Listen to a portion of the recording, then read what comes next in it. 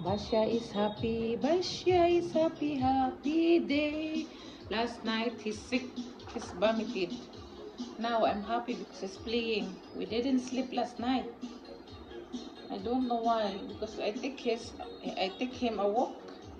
Then when I come back, he's looking like he's so tired, and then I think he ate something outside while walking because he vomited something.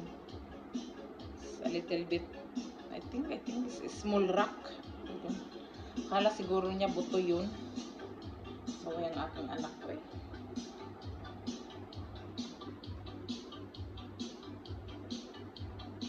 Saan ba yung ano nito? Ay, ano doon? Hindi ko nadala. Ay, andito ata. Baby, are you happy now, Agoy? Good boy ang baby ni Mama. Thank you, man. Okay. Labahan namin yan. Inaanuhan niya. Pinalaruan. Da, da, da, da.